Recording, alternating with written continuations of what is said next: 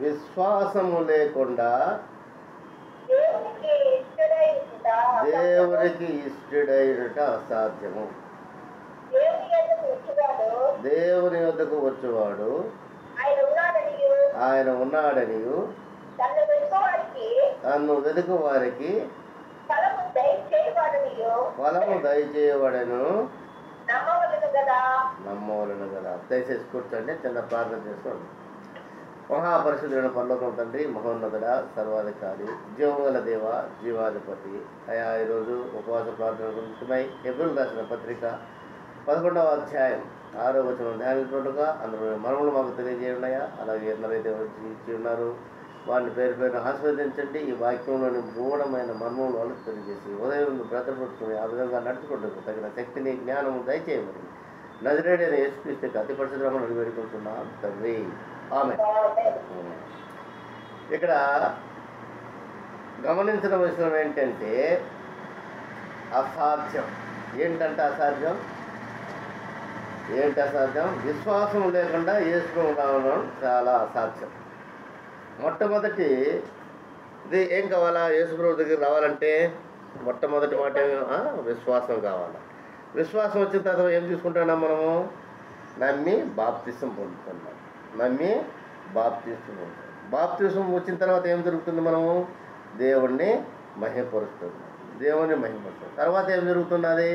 దేవుని ఆత్మలో మనం నడుస్తున్నాం. దేనివల్ల పుట్టిన ఎన్ని పుట్టిన? దేనివల్ల? విశ్వాసం, కేవలం విశ్వాసం. మనం ఎవరు చూడలేం. యేసుప్రభువుని మనం చూడలేదు, ఆయన కంపెనీ తెలియదు, ఆయన తిరిగి లేచింది తెలియదు, ఏం తెలియదు. మనం ఏం చూసినామా? కానీ అటువంటి గొప్ప విశ్వాసాన్ని పుట్టించింది ఎవరు? మన ప్రభువైన యేసుక్రీస్తు. ఆయన మనల్ని ఏర్పరచుకున్నాడు కాబట్టి ఆ విశ్వాసం మనం చూసినట్లయితే, మన చుట్టుపక్కల గ్రామాలు మన బంధువులు చూసినట్లయితే ఇటువంటి దండత ఎవరికి లేదు. ఇటువంటిది ఎవరికి దండత లేదు.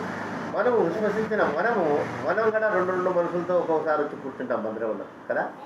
మనం కూడా మన జీవితంలో చూసినట్లయితే, నా జీవితంలో మనం చూసినట్లయితే, ఒక మనిషి ఏమో ఇప్పుడు ఉంటుంది, ఒక మనిషి ఏమో తాళపాకలో ఉంటుంది, ఒక మనిషి ఏమో బ్యాంకులో ఉంటుంది, ఒక మనిషి ఏమో చర్చిలో ఉంటుంది కదా.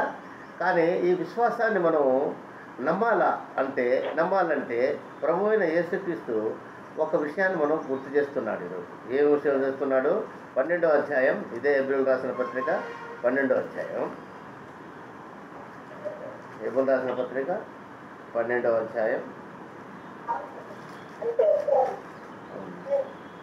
12వ అధ్యాయం మొదటి వచనం చదువుతాం. ఇంత గొప్ప సాక్షి సమూహము మేఘం వలె మనల్ని ఆవరించినందున మనము కూడా ప్రతి భారమును సులువుగా చిక్కుల పెట్టు పాపమును విడిచిపెట్టి విశ్వాసము కర్తయు దానిని కొనసాగించేవాడనైనా వేసు వైపు చూచుచు మన ఎదుట ఉంచబడిన పందెములో ఓపికతో పరిగెత్తుదము.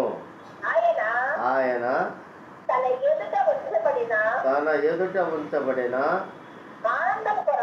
ఆనందము కొరకై అవమానమును నిర్లక్ష్యపెట్టి సిలువను సహించి దేవుని సింహాసనముక కుడిపాసమున ఆశ్రయుడై ఉన్నాడు. మీరు అలసట పడకయు మీ ప్రాణములు విసుకరిగి ఉండినట్లు పాపాత్ములు తనకు వ్యతిరేకంగా చేసిన తిరస్కారమందు ఓర్చుకున్న ఆయన తలుచుకోండి. మీరు పాపముతో పోరాటంలో రక్తము కారణంతగా ఇక దాన్ని ఎదిరింపలేరు. మరియు నా కుమారుడా, ప్రభు చేయు శిక్షను త్రుజించకము, ఆయన నిన్ను గద్దించినప్పుడు విసుకము. ప్రభువు తాను ప్రేమించే వారిని శిక్షించి తాను స్వీకరించే ప్రతి కుమారుని దండించును. ఆయన కుమారుతో సంభాషించు మీతో కూడా సంభాషిస్తున్నాడు. ఆయన హెచ్చరిక మరచుకుని. ఇది మంచి పెద్ద హెచ్చరిక. ఈరోజు ఈ యొక్క ఉపవాస ప్రార్థనలో మనం ఎలా పరిగెత్తున్నాము, ఎలా సాక్ష్యంగా జీవిస్తున్నాము, మన మనసులు మన హృదయాలు ఒకే తలంపుతుల్లో ఉన్నాయా లేక రెండు తలంపుతుల్లో ఉన్నాయా మనం గ్రహించుకొని అటువంటి బలహీనత నుండి సులువుగా చిక్కుపడే పాపం నుండి మనం విడుదల పొందుటకు ఈరోజు ఉపవాస ప్రార్థనలు మనం అందరం కలిసి ప్రార్థిస్తాం. ప్రార్థన అనేటైతే మనం మన యొక్క విషయాలు అన్నీ ఆయన చూసుకుంటున్నాడు, కానీ ఆయన మనలో ఉండే సులువుగా చిక్కుండే పాపాలను తీసేయమని ఈరోజు మనం కోరుకుంటాం. సులువుగా చెప్పుకుంటాయి పాపాలు. మనం టయానికి రావాలంటే టయానికి రాలేం, టయానికి పోవాలంటే టయానికి పోలేం. మన మనసులో మన శరీరాలు ఎక్కడెక్కడో తిరుగుతుంటాయి, కానీ మన మందిరంలోనే కూర్చోంటాం. కానీ ఇటువంటి వల్ల ఏ ప్రయోజనం లేదు.